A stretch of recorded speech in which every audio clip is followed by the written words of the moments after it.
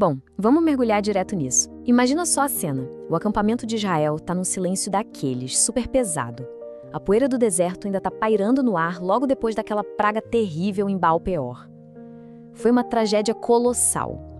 O clima está denso, sabe? Carregado com a memória do juízo. E é exatamente nesse cenário desolador, bem nesse momento de luto e incerteza, que começa o capítulo 26 do livro de Números. Bem-vindos a esse nosso mergulho profundo na palavra. Hoje, a gente vai transformar essas linhas antigas numa jornada quase cinematográfica para a nossa fé. Vamos testemunhar de perto como o fim de uma era bate de frente com o amanhecer de uma promessa novinha em folha. Parte 1. O fim da antiga geração. Para a gente entender o tamanho desse momento, precisamos sentir o peso de 40 anos de caminhada. 4 décadas de areia, sol escaldante, murmuração e, infelizmente, rebeldião. Essa parte da história marca o ponto final, o encerramento definitivo daquela primeira geração que saiu do Egito. O deserto virou literalmente um cemitério imenso para a incredulidade. Deus é perfeitamente santo, e isso mostra a seriedade do juízo dele sobre o pecado. Quem duvidou que a terra poderia ser conquistada, bom, de fato, nunca pisou lá. Mas olha que incrível! Isso ilustra de um jeito brilhante uma das maiores verdades de toda a Bíblia. A geração rebelde caiu no deserto, sim, mas a promessa de Deus não caiu com eles, de jeito nenhum. O fracasso humano nunca cancela o plano soberano de Deus. As lideranças podem tropeçar, gerações inteiras podem se perder no caminho, mas a palavra dele continua inabalável. Quando a gente olha para a poeira de onde caíram os incrédulos, o que sobra de pé é a fundação intacta de uma aliança eterna. O que nos leva à parte 2, um senso de esperança. O capítulo traz um novo senso. E eu sei, para muita gente, ler um censo na Bíblia parece só passar o olho numa lista chata e interminável de nomes super difíceis de pronunciar. Mas se a gente prestar bem atenção, a narrativa muda. Sai daquele tom sombrio e ganha um tom de ouro, cheio de expectativa. Essa contagem não é burocracia, não. É como um tambor rufando. É a preparação direta e metódica para herdar a terra prometida. Existe um contraste absurdo entre os 2 grandes censos desse livro. O lá do capítulo 1, o censo do Êxodo, contava um povo que estava deixando a escravidão do Egito para trás. Era a contagem de quem estava saindo. Já esse novo censo, aqui em Números 26, é o censo da herança. É a contagem de quem está entrando. Ele lista quem está pronto para marchar e tomar posse da promessa. É a grande diferença entre fugir do passado e abraçar o futuro.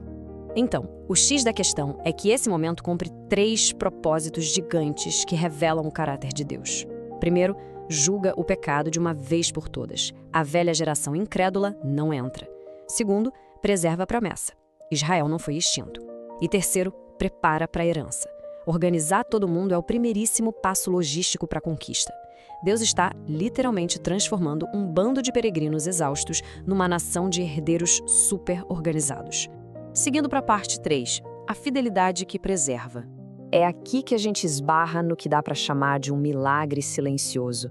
É muito fácil a gente focar no Mar Vermelho se abrindo ou no maná caindo do céu, né? Mas tem um agir sobrenatural escondido nos bastidores matemáticos desse deserto. Algo que prova uma fidelidade que simplesmente desafia qualquer lógica humana. Olha bem para esse número: 601.730. Guarda isso na mente. Por trás desse número exato tem uma história de sobrevivência impossível. Esse é o total de homens prontos para a guerra na nova geração. Agora, olha a grandiosidade da comparação. O primeiro censo registrou 603.550 homens. O segundo censo, depois de 40 longos anos de fome, sede, guerras, cobras venenosas, pragas e juízos divinos, registra 601.730. É praticamente o mesmo tamanho. Imagina só. Como é que uma nação inteira sobrevive a 4 décadas no deserto mais hostil do mundo sem desaparecer? Só tem uma explicação: a mão sustentadora do Todo-Poderoso. O tamanho do povo foi mantido por um milagre puro. O povo falhou, mas Deus sustentou a promessa. Vamos deixar essa verdade ecoar um pouquinho no silêncio. A fraqueza do povo deu de cara com a força imutável de Deus. Parte 4. O sobrenatural no deserto. No meio de toda essa imensidão coletiva, o texto traz à tona alguns fantasmas do passado. Lembra da rebelião de Datã, Abirão e Corá?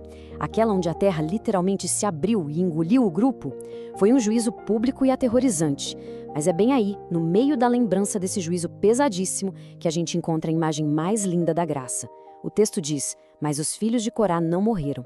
Essa frase curtinha de Números 26 é de arrepiar. O pai liderou uma rebelião arrogante e pagou com a própria vida, mas a culpa dos pais não destruiu o futuro dos filhos. Décadas depois, adivinha? Foram os descendentes de Corá que escreveram alguns dos salmos mais profundos e lideraram o louvor no templo. A graça foi escrita bem em cima da cicatriz do juízo. Grandes mentes da teologia cavaram essas areias e acharam tesouros incríveis.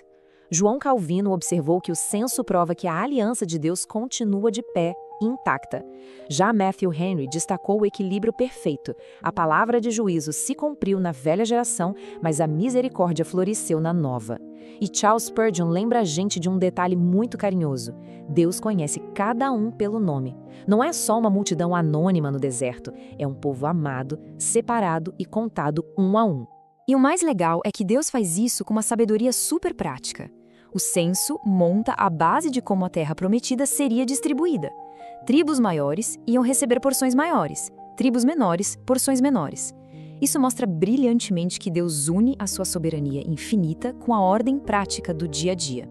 Ele não sai jogando promessas ao vento, sabe? Ele organiza toda a estrutura para que a bênção seja entregue de um jeito justo e perfeito. Chegando na parte 5, a herança eterna final.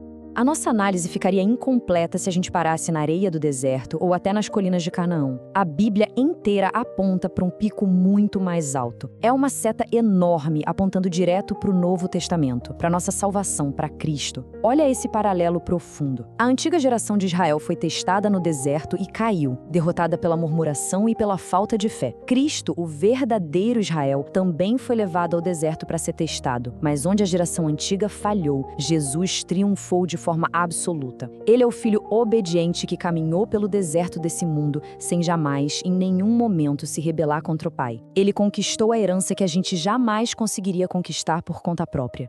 É um paralelo simplesmente épico. A geração passa, o deserto passa, o pecado recebe o seu juízo, mas a promessa, ela permanece para sempre. E assim como os nomes das tribos foram contadinhos um por um para receber um pedaço de terra no Oriente Médio, os redimidos em Cristo têm os nomes registrados num censo imensamente maior, o livro da vida. Isso garante não um pedacinho de chão temporário, mas a herança eterna. E finalmente, parte 6, rumo à nossa promessa. Mas e aí? O que tudo isso significa para a nossa caminhada do dia a dia? Muitas vezes, a poeira das nossas próprias falhas acaba cegando a nossa visão. A gente olha para os atrasos, para as decisões ruins que tomamos, para os nossos próprios desertos e a tentação de achar que ao fim é enorme. A gente acha que o propósito se perdeu. Mas o ponto central do nosso estudo de hoje é a prova incontestável de que Deus sabe recomeçar histórias sem jamais abandonar a palavra dele. Ele não desiste da promessa só porque a gente falha no meio do caminho. Se existe arrependimento, se existe uma nova geração de fé nascendo dentro do coração, ele continua tendo um povo, ele continua tendo uma herança e ele continua, sem dúvida nenhuma, tendo um futuro preparado. Diante de toda essa grandiosidade, tem uma pergunta que precisa bater forte na alma de quem está acompanhando essa história hoje. Será que estamos vivendo só por sobreviver, murmurando e morrendo aos poucos no deserto, ou estamos caminhando com fé, deixando Deus nos preparar para herdar a promessa eterna?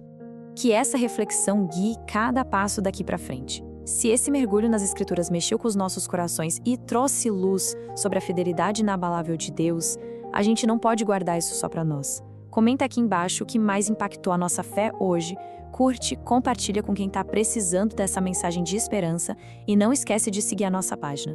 Continuem caminhando com a gente e não percam os próximos estudos da nossa série Um Capítulo. É aqui que a palavra ganha vida diante dos nossos olhos. Um abraço e até a próxima.